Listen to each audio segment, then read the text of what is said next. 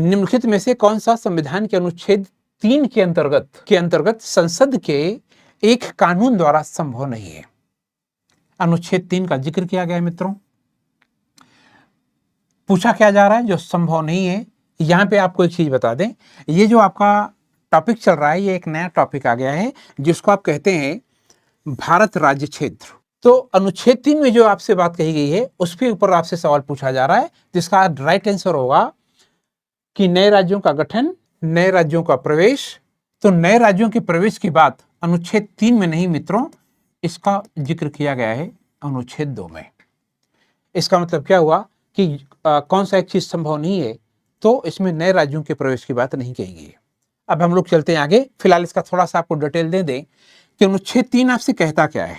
जब हम लोग भारत राज्य क्षेत्र की बात करते हैं तो अनुच्छेद 3, बल्कि आप ये कह सकते हैं कि अनुच्छेद 2 से लेकर 4 तक पूरा इसी के विषय में आपको बताया गया है।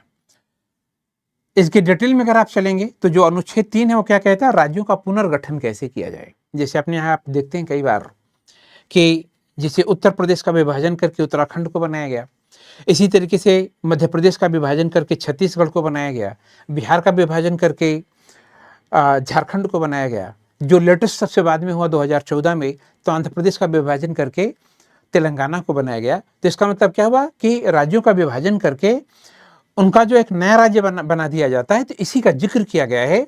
और अनुच्छेद 3 में आपको ये बताया गया है कि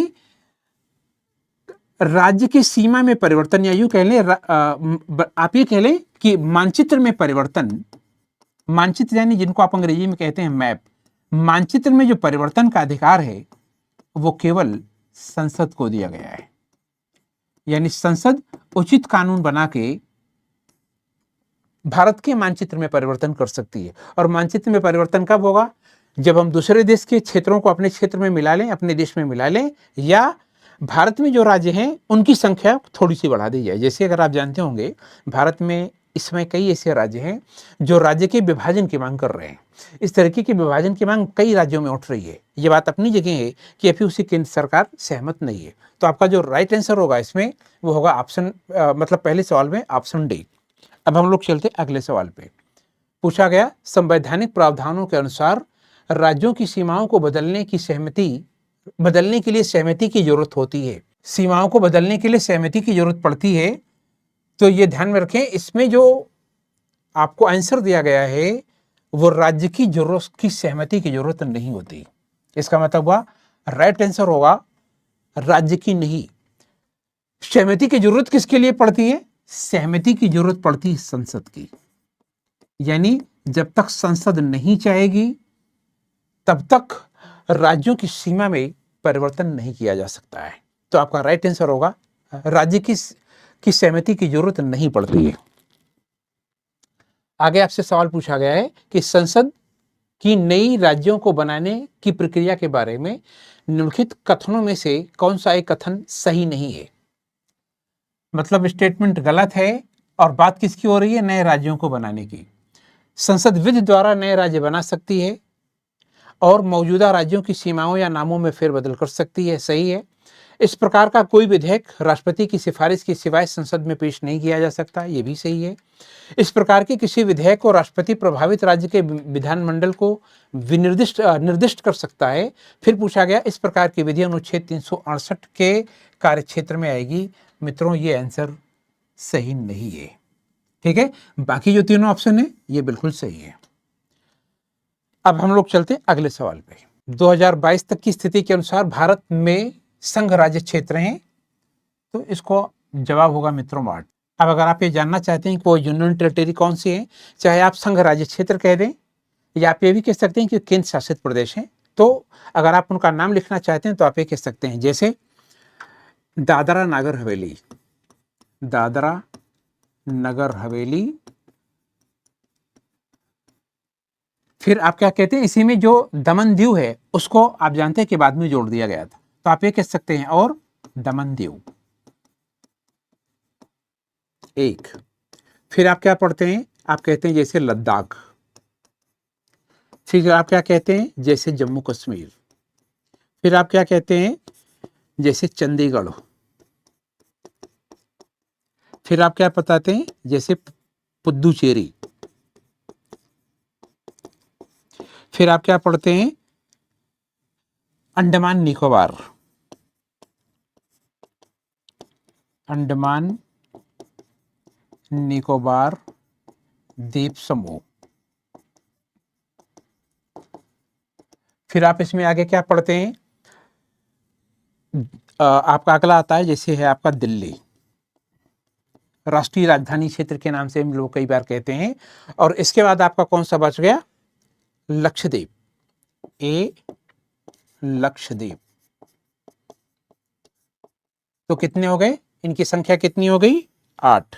यहां पे कुछ इंपॉर्टेंट फैक्ट जरा ध्यान देते चले। एक, पहले दादरा नगर हवेली और दमन दीव ये दोनों अलग अलग थे, लेकिन 2020 में दमन दीव और दादरा नगर हवेली को आपस में मिला दिया गया। इसके लिए जो बिल पास किया गया था वो 2020 में किया गया था। तो इसका मतलब क्या हुआ, दादरा नगर हवेली और दमन दीव एक साथ कर दिया गया। इसके बाद आपने क्या लिखा, लद्दाख और जम्मू कश्मीर। मित्रों आप इसको जानते हैं कि जब अनुच्छेद 370 को हटाया गया था तो उसमें एक काम ये किया गया था कि जम्मू कश्मीर, जिसको कि पूर्ण राज्य का दर्जा हासिल था, उसको केंद्र शासित प्रदेश बना दिया गया। तो उसमें जम्मू कश्मीर एक बना और लद्दाख एक बना। इसके बाद जैसे चंडीगढ़, पुडुचेरी है, अंडमान निकोबार है, दिल्ली राष्ट्रीय राजधानी क्षेत्र को शामिल करने के बाद है ये, जिसको आप एनसीआर कहते हैं, वो इसी में शामिल है, एनसीआर को साथ मिला करके। और फिर आपने लिखा है लक्षद्वीप। यहाँ पे एक दो बहुत ही इंपॉर्टेंट फैक्ट है, ये ध्यान रखें। ये जो 8 आपने केंद्र शासित प्रदेश लिखे हैं, उन 8 केंद्र शासित प्रदेशों में 3 की स्थिति थोड़ी अलग से है। उन तीनों के विषय में थोड़ा सा अलग से जान लें। उन 3 में कौन कौन से आते हैं, उन 3 में ये लोग हैं, एक दिल्ली, एक पुद्दुचेरी और एक जम्मू और कश्मीर। मित्रों ये ध्यान में रखिएगा, ये जो 3 केंद्र शासित प्रदेश हैं, इन 8 में से ये 3 ऐसे हैं जहां पर चीफ मिनिस्टर बनाए जाते हैं, जहां पे मुख्यमंत्री भी बनाए जाते हैं। अब जैसे अगर आप आज की डेट में देखेंगे तो दिल्ली में अरविंद केजरीवाल जी हैं, पुद्दुचेरी में 2021 से वहां पे एन रंगास्वामी चीफ मिनिस्टर रहे।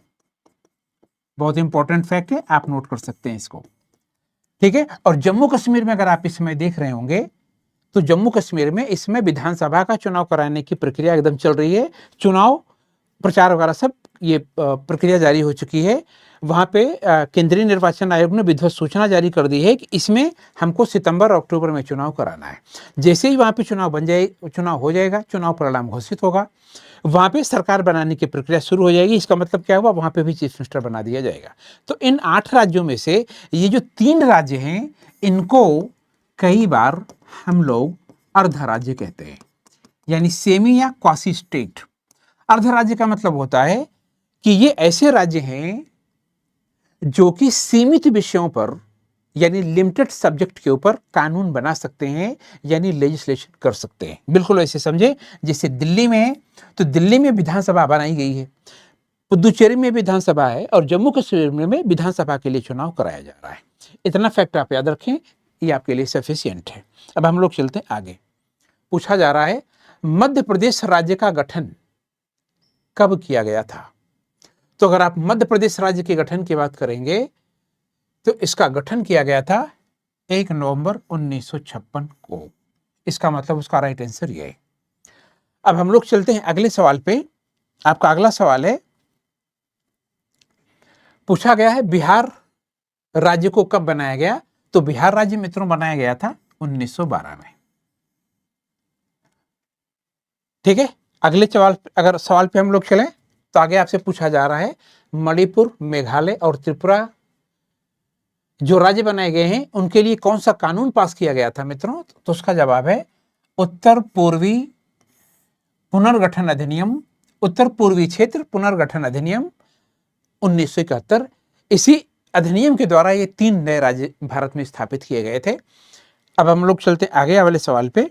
चलते हैं अगले सवाल पे। दिया गया नीचे दिए गए राज्यों का भारत संघ के संपूर्ण राज्य का दर्जा प्राप्त होने का सही कालानुक्रम कौन सा है। संपूर्ण राज्य यानी पूर्ण राज्य की बात हो रही है। अगर आप पूर्ण राज्य की बात करेंगे तो इसमें जो विकल्प आप दिया गया है, अगर आप उनको साल के लिहाज से देखेंगे तो उसका आपका सही आंसर होगा बी। अब इसका थोड़ा सा अगर आप डिटेल लेना चाहें तो आप इसको इस तरीके से देख सकते हैं, जैसे जो सिक्किम राज्य आपका बनाया गया, ये आप एक आध दो पॉइंट नोट करें। एक, ये विलय के द्वारा भारत में शामिल किया गया था, पहला पॉइंट याद रखें। दूसरी बात ध्यान में रखें, अगर आप संविधान संशोधन की बात करें, संविधान संशोधन यानी कॉन्स्टिट्यूशनल अमेंडमेंट, तो संविधान संशोधन में जो इसमें 35वां संशोधन है और उसमें जो 36वां संशोधन किया गया, ये 35वां संशोधन हुआ था 1974 में और 36वां संशोधन हुआ था 1975 में। ठीक है, तो 1975 में सिक्किम को भारत में शामिल किया गया। अब अगर मान ले थोड़ी देर के लिए अगर आप नागालैंड की बात करेंगे तो नागालैंड आपका बना था 1962 में।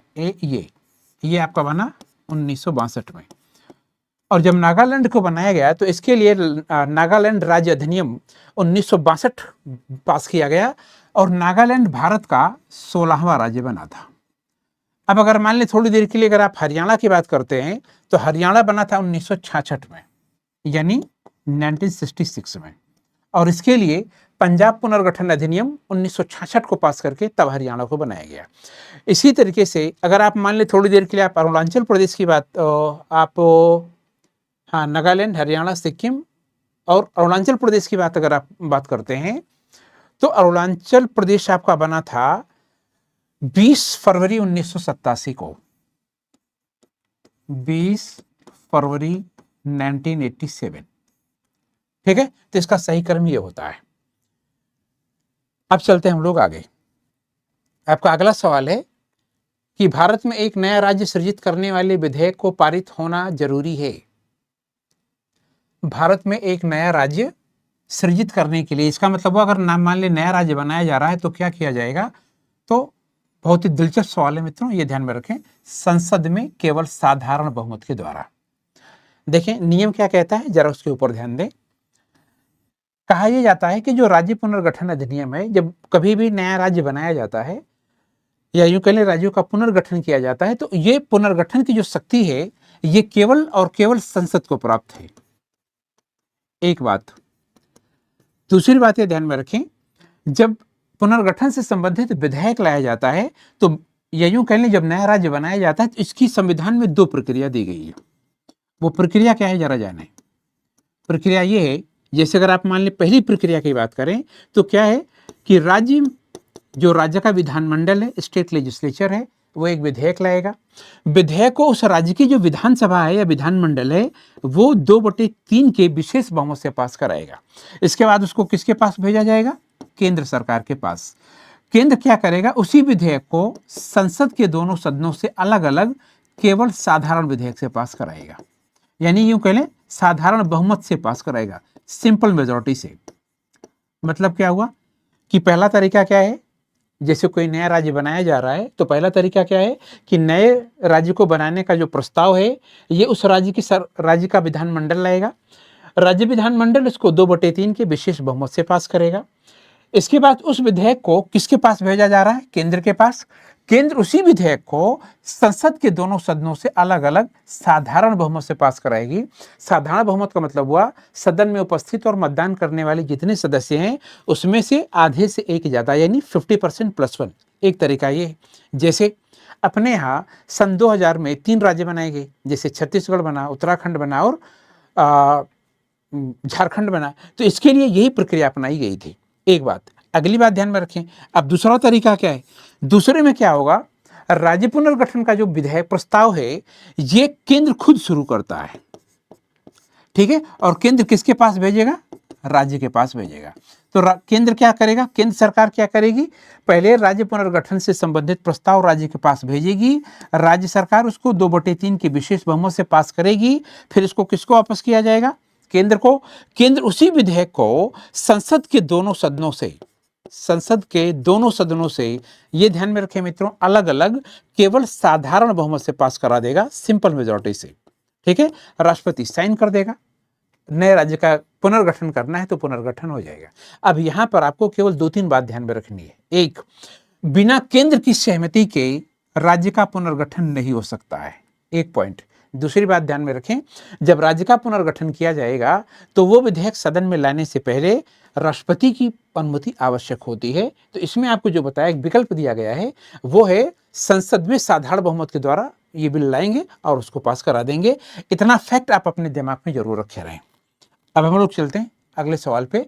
पूछा गया किसी राज्य से कोई क्षेत्र पृथक कर या 2 या अधिक राज्यों को मिलाकर या किसी राज्य क्षेत्र को किसी राज्य के साथ मिलाकर नए राज्य का निर्माण कौन कर सकता है।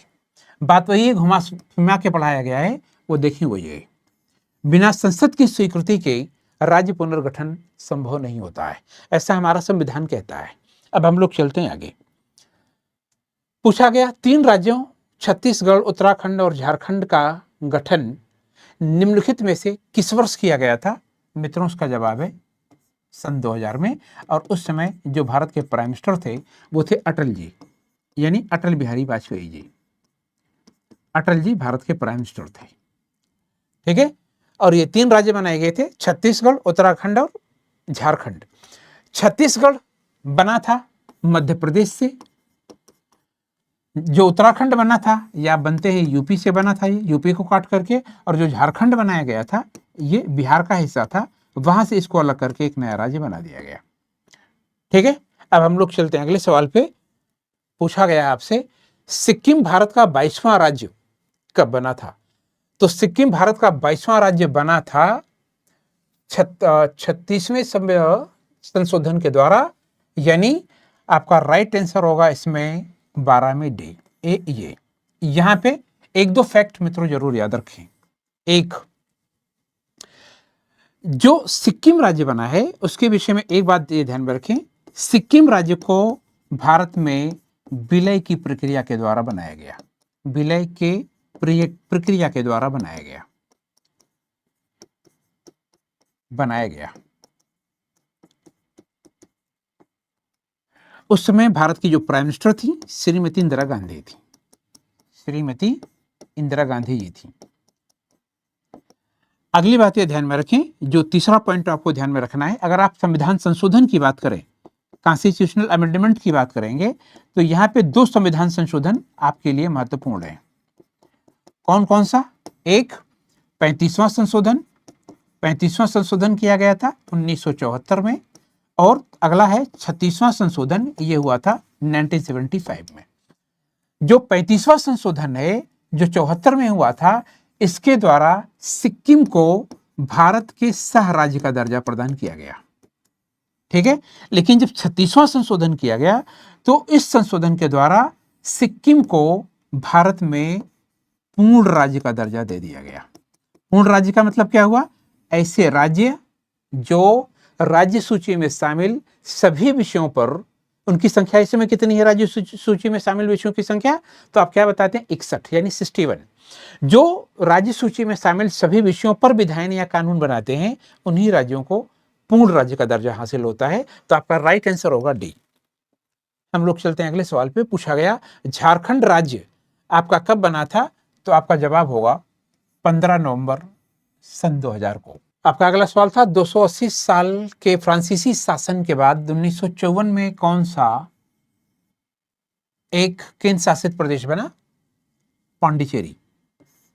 फैक्ट याद रखें, पांडिचेरी यूनियन टेरिटरी केंद्र शासित प्रदेश फ्रांसीसियों के कब्जे में था, इसको वहां से लिया गया। ये ध्यान में रखें, यहाँ पे चीफ मिनिस्टर भी होते हैं, और प्रेजेंट टाइम में अगर आप वहां पे देखेंगे तो एन रंगासामी यहाँ के चीफ मिनिस्टर हैं, ठीक है। अगली बात ये ध्यान में रखें कि यहाँ पे जो विधानसभा है यानी जो लेजिस्लेटिव असेंबली है उसमें जो सीटों की संख्या है तो वहां पर 30 सीट रखी गई है।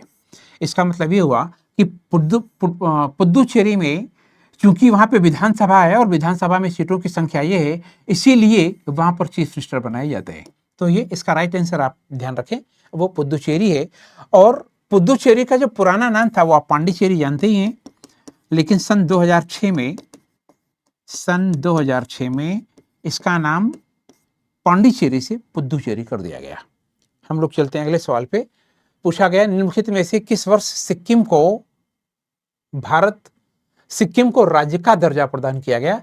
अभी आपसे हमने थोड़ी देर पहले बताया था, वो इसका राइट आंसर ये है 1975 में संविधान संशोधन। स्पेशली आप याद रखेंगे कि जो संविधान संशोधन है, कॉन्स्टिट्यूशनल अमेंडमेंट है, तो संविधान संशोधन के मामले में हमने आपको बताया था कि यहाँ पे 2 संविधान संशोधन था।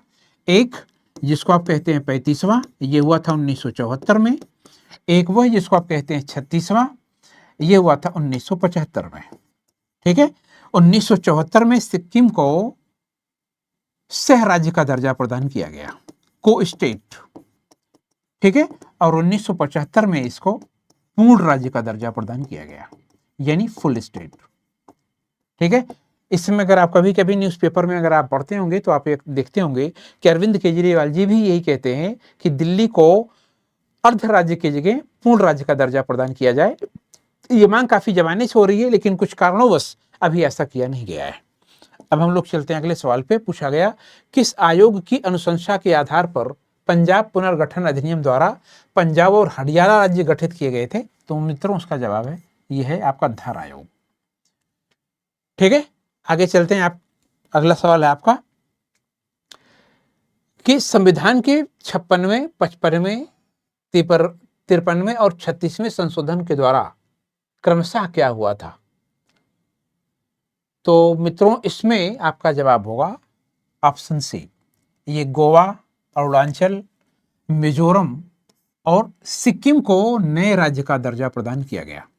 जैसे भी हमने आपको बताया था 36वां संविधान संशोधन वो सिक्किम से संबंधित है, 53वां संविधान संशोधन मिजोरम से संबंधित है, 55वां संविधान संशोधन अरुणाचल से है, और जो 56वां संविधान संशोधन है वो गोवा से हुआ है। अब हम लोग चलते हैं अगले सवाल पे। आपसे पूछा गया है हिमाचल प्रदेश को राज्य का दर्जा कब प्रदान किया गया था। तो इसको बनाया गया था 1971 में। हिमाचल प्रदेश को एक पहाड़ी राज्य है, बहुत ही खूबसूरत राज्य है ये, जहां पे लोग अक्सर पर्यटन के लिए लोग जाया करते हैं। आपसे अगला सवाल पूछा जा रहा है कि संवैधानिक संशोधन के अंतर्गत सिक्किम को भारत का एक सह राज्य बनाया गया। तो मित्रों ध्यान में रखें, वो सह राज्य पूछा जा रहा है। तो सह राज्य का जवाब क्या होगा 35वां, और ये कब किया गया था 1974 में। इसका मतलब हुआ अनुच्छेद 19 में ऑप्शन आपका सही होगा 35वां संशोधन, यानी ऑप्शन बी। अगला सवाल है सिक्किम को किस वर्ष भारतीय संघ में संयुक्त राज्य के रूप में शामिल किया गया। तो अगर आप संयुक्त राज्य की बात करेंगे तो उसका जवाब होगा ये 1974, यानी 1974, और 1974 में ही 35वां संशोधन किया गया था। प्राइम मिनिस्टर थी उसमें श्रीमती इंदिरा गांधी। आपसे अगला सवाल पूछा गया कि भारतीय संविधान लागू होने के बाद निम्नलिखित में से कौन भारतीय संघ का एक आरक्षित राज्य था। भारतीय संघ का एक आरक्षित राज्य था। इस सवाल का जवाब क्या होगा, तो आप क्या बताएंगे, ये आपका जवाब है सिक्किम। आपको भी हमने बताया थोड़ी देर पहले कि सिक्किम को भारत में विलय के द्वारा शामिल किया गया था, और जब विलय किया गया तो उसमें संविधान में संशोधन किया गया। जब किसी भी नए क्षेत्र को आप भारत में मिलाया जाएगा तो मित्रों ये ध्यान में रखें, जैसे जब किसी से दोस्ती की जाती है तो दोस्ती करने के बाद सीधे घर का दरवाजा नहीं खोल दिया जाता, पहले खिड़की खोली जाती है तब दरवाजा खोला जाता है। तो पहले सिक्किम के लोगों को, वहाँ के निवासियों को इस बात का अवसर दिया गया कि आप हमारे देश के साथ जुड़िए, हमारे यहाँ का जो कल्चर है उसको देखिए, समझिए। अगर आपको अच्छा लगता है कि हम आपको ऐसा लगता है कि हम आपसे, हमारे साथ आप मिलजुल के रह सकते हैं, तो आपका स्वागत है मिलने के लिए। तो विलय की प्रक्रिया के द्वारा सिक्किम को भारत का हिस्सा बनाया गया था। चलते हैं अगले सवाल पे। आपसे पूछा जा रहा है किस वर्ष गोवा सहित अन्य पुर्तगाली बस्तियों को भारतीय संघ का राज्य क्षेत्र बनाया गया। मित्रों यहाँ पे ध्यान दें, बात की जा रही है पुर्तगाली की। तो गोवा को 1961 में लिया गया था। बहुत ही खूबसूरत राज्य है गोवा। अपने यहाँ जैसे ये जानते होंगे कि जब भारत आज़ाद हुआ तो भारत के आज़ाद होने के बाद कुछ क्षेत्र ऐसे थे जो आज़ादी के बाद भारत में मिलाए गए। जैसे उसी में आपका गोवा आता है, उसी में अभी हम लोगों ने थोड़ी देर भी पहले पढ़ा था, जैसे कराईकल है, ये सब जो एरिया आता है उनको मिलाया गया। तो जो गोवा को लिया गया, तो आप एक चीज आपके दिमाग में एक सवाल आएगा कि गोवा को कैसे लिया गया। तो गोवा को लिया गया था युद्ध और विजय के द्वारा, युद्ध और विजय के द्वारा। बहुत इंपॉर्टेंट लाइन है मित्रों, इसको नोट कर सकते हैं आप। अब यहाँ पे आपको एक बात ये ध्यान में रखनी है, जैसे हमने आपसे कहा सिक्किम को मिलाया गया, तो हमने आपको बताया था कि युद्ध और विजय के द्वारा किसको मिलाया गया, गोवा को मिलाया गया। ठीक है, आपने साल लिखा उसका 1961, लेकिन जो सिक्किम को मिलाया गया, तो सिक्किम को युद्ध और विजय के द्वारा नहीं मिलाया गया था, इसको विलय के द्वारा भारत में मिलाया गया। विलय के द्वारा इसको भारत में मिलाया गया। ठीक है, अब हम लोग चलते हैं अगले वाले सवाल पे। पूछा जा रहा है पुदुचेरी को किस वर्ष भारतीय संघ में मिलाया गया? तो पुदुचेरी भारतीय संघ का हिस्सा बना था 1962 में। ठीक है, और अभी आपको बताया गया कि पुदुचेरी के ऊपर नियंत्रण किसका था, तो अभी आपने लिखा था फ्रांसीसियों का। अब हम लोग चलते हैं आगे। हाँ देखिए, अगला सवाल आ ही गया। कराईकल, माहे, बनाम सहित पुदुचेरी को फ्रांसीसी सरकार ने किस वर्ष भारत को सौंपा था? तो उसका जवाब है 1954। अब हम लोग चलते अगले वाले सवाल पे। आपका अगला सवाल है निम्नलिखित में से कौन केंद्र शासित प्रदेश नहीं है, यानी यूनियन टेरिटरी नहीं है? तो लक्षद्वीप यूनियन टेरिटरी है, जम्मू कश्मीर प्रेजेंट टाइम में यूनियन टेरिटरी है, यानी अनुच्छेद 370 हटने के बाद पुदुचेरी यूनियन टेरिटरी है, लेकिन मिजोरम क्या है, ये केंद्र शासित प्रदेश नहीं है, ये भारत का पूर्ण राज्य है, यानी फुल स्टेट है। तो ऑप्शन रही आपका क्या होगा, सही आंसर होगा, ये आपका क्या है, ये केंद्र शासित प्रदेश नहीं है। अगला सवाल आपसे पूछा जा रहा है निम्नलिखित में से कौन भारत का एक केंद्र शासित प्रदेश नहीं है? तो ये त्रिपुरा है।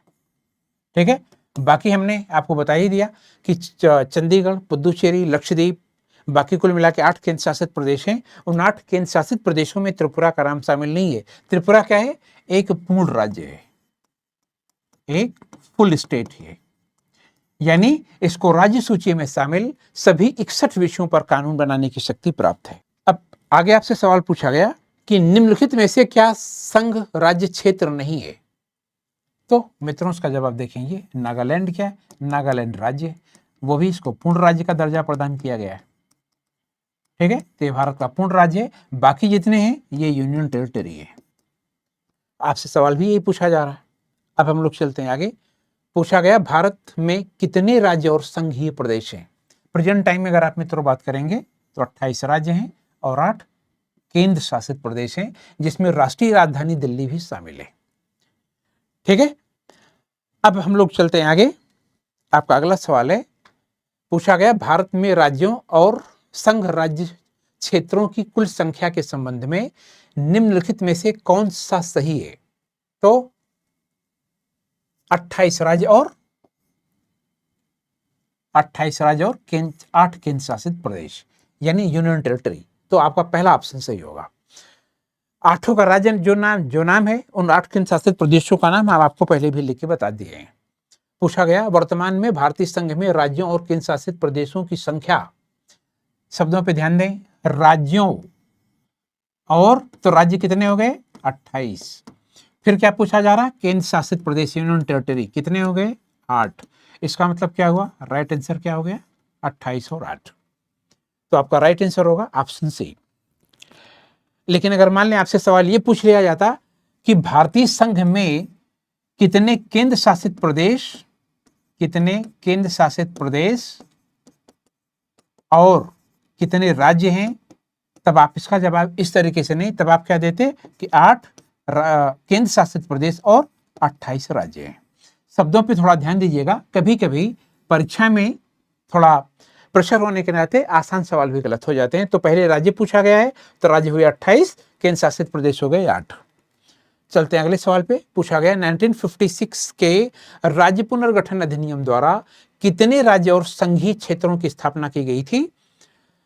तो वो कौन से राज्य हैं मित्रों, वो 14 राज्य हैं और 6 केंद्र शासित प्रदेश हैं की सिफारिश की गई थी राज्य पुनर्गठन अधिनियम 1956 के द्वारा।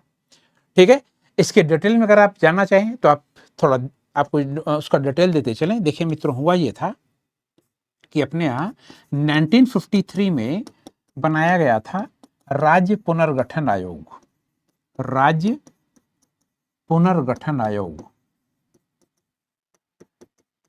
ठीक है, किस साल बना? 1953 में। सदस्य कितने थे?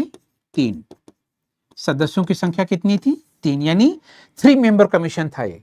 3 सदस्यीय आयोग था। अगर आप उनका नाम लिखना चाहते हैं तो आप क्या बताएंगे? उनका नाम था न्यायमूर्ति फजल अली, ये इसके चेयरमैन थे। ठीक है, बाकी जो दो मेंबर थे वो कौन से थे? तो उनमें एक थे KM पाणिकर, और अगले कौन थे? पंडित हृदयनाथ कुंजरू, हृदयनाथ कुंजरू। ठीक है, तो यही कुल 3 सदस्य थे। ये नाम जो है बहुत इंपॉर्टेंट है, आप इसको नोट कर लें, ये कई बार परीक्षा में पूछा गया है। इसका मतलब आपका राइट आंसर इसमें क्या होगा? 14 राज्य और 6 केंद्र शासित प्रदेश। राज्य पुनर्गठन अधिनियम बना 1953 में, और राज्य पुनर्गठन आयोग बना 1953 में, और जो अधिनियम पास किया गया, एक्ट पास किया गया, वो बना था 1956 में, जिसको बोला जाता है राज्य पुनर्गठन अधिनियम 1956। अब हम लोग चलते हैं आगे। पूछा गया, निम्नलिखित में से किस वर्ष में भारत के राज्यों के पुनर्गठन और उससे जुड़े मामलों के लिए अधिनियम पास किया गया?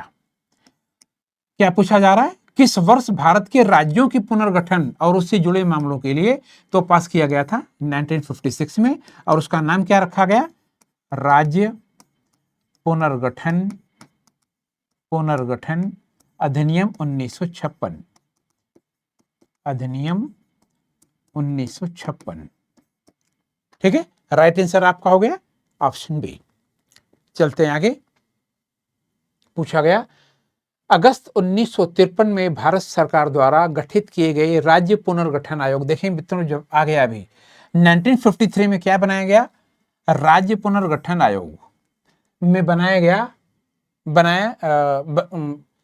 भारत सरकार द्वारा गठित किए गए राज्य पुनर्गठन आयोग के निम्नलिखित में से कौन सदस्य थे? हमने भी आपको क्या बताया था, कौन कौन थे? जस्टिस फजल अली, फिर हमने बताया था KM पाणिकर, फिर हमने आपको बताया था हृदयनाथ कुंजरू। यानी ये 3 सदस्यीय आयोग था, ये जो थे इसमें शामिल नहीं थे। अब अगर आप इसमें मैच कराना चाहते हैं तो आप क्या बताएंगे? 2, 3, 4, यानी ये वाला ऑप्शन। ठीक है, तो तेज बहादुर सप्रू राज्य पुनर्गठन आयोग के सदस्य नहीं थे। चलते हैं अगले सवाल पे। पूछा जा रहा है आपसे कि राज्य पुनर्गठन आयोग का गठन किस वर्ष किया गया था? अभी हमने आपको बताया 1953 में, और राज्य पुनर्गठन आयोग के चेयरमैन का नाम हमने आपको बताया न्यायमूर्ति फजल अली, न्यायमूर्ति फजल अली। और जो बाकी जो सदस्य थे उनका नाम हमने आपको बता ही दिया कि KM पाणिकर और पंडित हृदयनाथ कुंजरू। राइट आंसर आपका डी। अगला सवाल है, मूल संविधान में राज्यों को 4 अलग अलग प्रवर्गों में समाप्त करने के लिए राज्य पुनर्गठन आयोग का गठन किया गया। तो क्या पूछा जा रहा है? किसकी अध्यक्षता में किया गया? तो इसका राइट आंसर क्या होगा? फजल अली। ठीक है, बाकी जो दोनों लोग थे KM पाणिकर और हृदयनाथ कुंजरू, ये इसके सदस्य थे।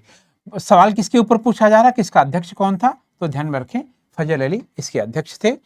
और जो हमारा मूल संविधान था जो 1950 जब लागू किया गया मित्रों, तो उसमें शुरू में क्या किया गया था कि 4 कैटेगरी बनाई गई थी राज्यों की, जिसको आप ABCD के नाम से जानते, ABCD के नाम से जानते हैं, उसको बाद में हटा दिया गया। अब हम लोग चलते हैं अगले सवाल पे। पूछा गया, सर्वप्रथम भाषा के आधार पर, शब्दों पे ध्यान दें, भाषा के आधार पर आंध्र प्रदेश राज्य का गठन 1953 में हुआ। इसके पूर्व वहां एक आंदोलन हुआ था। इस आंदोलन में किसकी मृत्यु हो गई थी? मित्रों उनका नाम है पोती श्री रामरलू। नाम पूरा याद रखिएगा, इसलिए कि सवाल पूछने वाले ने दिमाग ज्यादा लगा दिया है कि हम लोग क्या करते हैं कि आसान रास्ते को चुन लेते हैं, तो केवल इतना याद करते हैं कि श्री रामरलू, और यहाँ पे देख रहे हैं 3 रामरलू इकट्ठा हो गए हैं, तो पोती श्री रामरलू हैं, और ये इन्हीं के नेतृत्व में वहां पे एक आंदोलन चला गया था। बाद में मतलब आंदोलन के ही दौरान जब वो मूवमेंट चल रहा था तभी इनकी डेथ हो गई थी। और आप इसको जानते हैं कि आंध्र प्रदेश भाषाई आधार पर बनने वाला भारत का पहला राज्य है। यहाँ मित्रों आपको एक दो फैक्ट और थोड़ा सा बता दें, ज़्यादा जरूरी लग रहा है। देखें, अगर आपसे ये पूछ लिया जाए कि भारत में भाषा के आधार पर पहला राज्य कौन बना, या भाषाई आधार पर, भाषाई मतलब ऑन द लैंग्विस्टिक ग्राउंड, भाषाई आधार पर भारत का पहला राज्य कौन बना, ठीक है, केवल इतना पूछा जाए तो ये ध्यान रखिएगा 1936 में ओडिशा भाषा के आधार पे उड़ीसा राज्य बना था, ठीक है, और 1953 में तेलुगु भाषा के आधार पर आंध्र प्रदेश बना था। बहुत इंपॉर्टेंट फैक्ट है। आपको क्या बताया गया, उड़ीसा कैसे बना, उड़िया भाषा के आधार पे, उड़िया भाषा, ठीक है, उड़िया भाषा। आंध्रा किस भाषा के आधार पे बना, तेलुगु भाषा के आधार पे, ठीक है।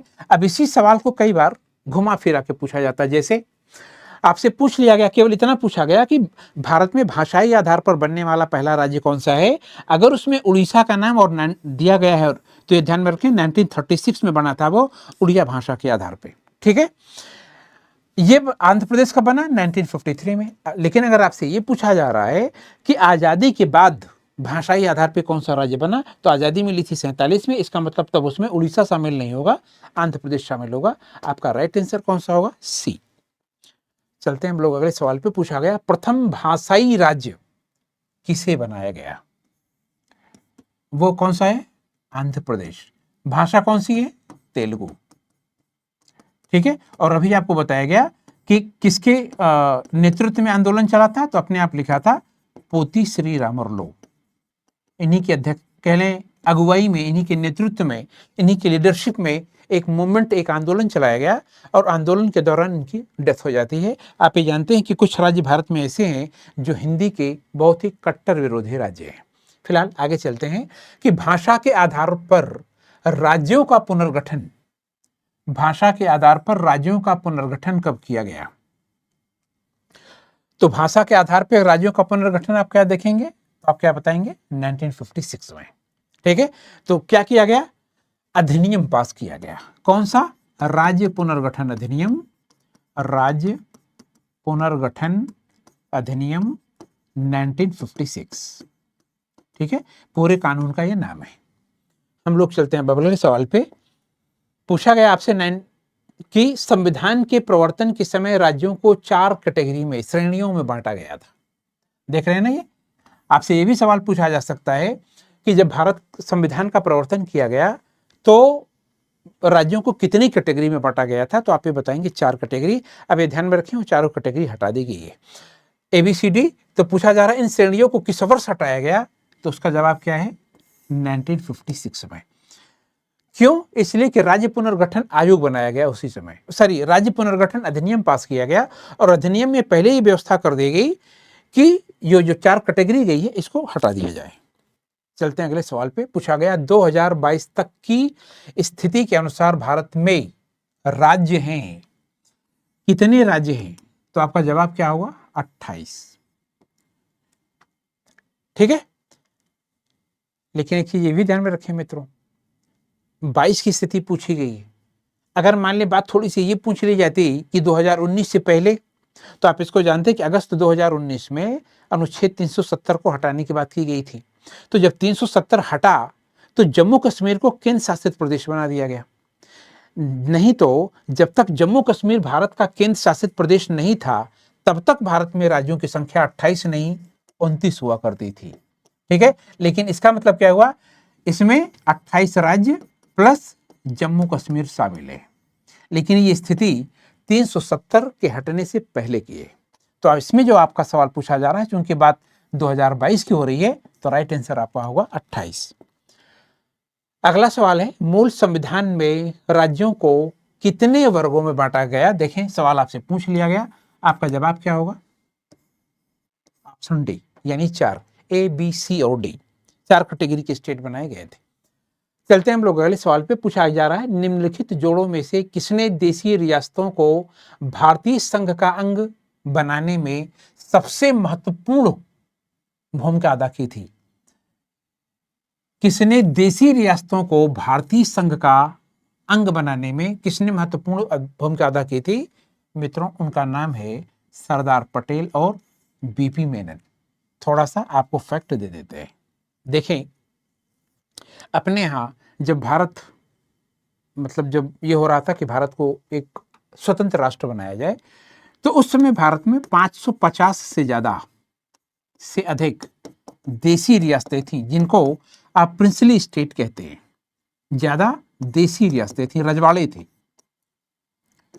ठीक है, इन रियासतों को भारत में मिलाने का जो श्रेय दिया जाता है वो सरदार पटेल जी को दिया जाता है। ठीक है, इसीलिए पटेल जी का एक टाइटल नेम इनको दिया जाता है। इनको कहा जाता है भारत का बिस्मार्क। भारत का बिस्मार्क आप नोट कर सकते हैं, बहुत ही इंपॉर्टेंट लाइन है ये। अब आप सोचेंगे कि भारत का बिस्मार्क, बिस्मार्क क्या है? तो बिस्मार्क कौन थे? ये जर्मनी के बहुत बड़े दार्शनिक थे। जर्मनी एक देश है और यहीं के एक दार्शनिक थे, फिलोसफर थे, जिनका नाम था बिस्मार्क। जर्मनी पहले दो टुकड़ों में बटा हुआ था, एक था पूर्वी जर्मनी, एक पश्चिमी। तो पूर्वी और पश्चिमी जर्मनी को आपस में मिलाने का काम बिस्मार्क के प्रयासों से संभव हुआ था। तो चूंकि वहां पे भी उन्होंने क्या किया था कि पूर्वी और पश्चिमी जर्मनी को मिलाया था, यहाँ पे क्या हुआ, किसको मिलाया गया? देसी राष्ट्रों को भारतीय संघ में मिला लिया गया। तो ये जो श्रेय दिया जाता है वो पटेल जी को दिया जाता है और उनका साथ दिया था बीपी मेनन ने। अब हम लोग चलते हैं अगले सवाल पे कि 500 से अधिक देसी रियासतों के भारत में विलय के लिए कौन उत्तरदायी है? वह भी आपको नाम बताया गया, वल्लभ भाई पटेल जी। ठीक है, अब हम लोग चलते हैं अगले वाले सवाल पे। आपका अगला सवाल है, अन्य रजवाड़ों के भारत में विलय के बाद भी किन 3 राज्यों में भारत में शामिल होना विलंबित किया था, यानी लेट से शामिल हुए थे? वो मित्रों ये जूनागढ़, हैदराबाद और जम्मू कश्मीर। या मित्रों आपको एक फैक्ट बता दें, बड़े काम की चीज आपके लिए। होता ही है कि जब भारत में लॉर्ड माउंटबेटन भारत के वायसराय थे, तो उसी समय 3 जून 1947 3 जून 1947 को भारत विभाजन का एक प्रस्ताव आया। ठीक है, कि भारत को कैसे बांटा जाए, यानी अखंड भारत का बंटवारा किया जाए। तो जब वो आया तो उसी को आप बोलते हैं माउंटबेटन प्लान।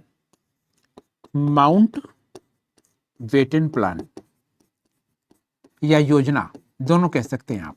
इस माउंटबेटन प्लान में भारत को बांटने की बात की गई और क्या बताया गया कि अखंड भारत का विभाजन करके क्या किया जाएगा? एक देश, एक संप्रभु राष्ट्र कौन बनेगा? भारत। दूसरा संप्रभु राष्ट्र यानी सॉवरेन कंट्री कौन बनेगा? पाकिस्तान। आगे एक विकल्प दे दिया गया, एक ऑप्शन दे दिया गया कि भारत में जो देसी रियासतें हैं, जो प्रिंसली स्टेट हैं, जिनकी संख्या 550 से ज्यादा है, जो देसी रियासतें हैं, प्रिंसली स्टेट हैं, जिनकी संख्या 550 से ज्यादा है, इनको एक मौका दे दिया गया कि आप अपनी मर्जी से पाकिस्तान में शामिल होना चाहें तो पाकिस्तान में हो जाएं, अपनी मर्जी से आप भारत में शामिल होना चाहते हैं तो भारत में हो जाएं। अगर आप दोनों में शामिल नहीं होना चाहते तो आप एक स्वतंत्र क्षेत्र के रूप में, एक बफर स्टेट के रूप में आप आजाद होकर रह सकते हैं। इसी गलतफहमी के शिकार हमारे जम्मू कश्मीर के जो राजा साहब थे उसमें, महाराजा हरि सिंह, वो हो गए थे। तो ये किसी में नहीं मिलना चाह रहे थे, महाराजा हरि सिंह। ठीक है, ये तो जब इनके ऊपर पाकिस्तान के सैनिकों ने कबीलों के रूप में हमला किया, तब इन्होंने पंडित नेहरू जी से मदद मांगी और तब इनको ले जाके भारत में इनका विलय कराया गया था। वही है। और बाकी जो आप जानते हैं कि जूनागढ़ और हैदराबाद ये भी आराम से नहीं मिल रहे थे, इनके लिए सरदार पटेल के प्रयासों से इनको भारत में मिलाया गया। अब आपसे पूछा गया, निम्नलिखित में से कौन किसी राज्य का क्षेत्र घटा या बढ़ा सकता है? उसका जवाब क्या है? संसद है। हमने आपको पहले से बताया था कि अनुच्छेद 3 आपसे क्या कह रहा है कि भारत के मानचित्र में परिवर्तन का अधिकार, भारत के मानचित्र यानी मैप में परिवर्तन का अधिकार संसद को है। का अधिकार केवल संसद को है। अधिकार नहीं बल्कि कहें शक्ति लिखें तो ज्यादा अच्छा होगा। परिवर्तन की शक्ति केवल संसद के पास होती है,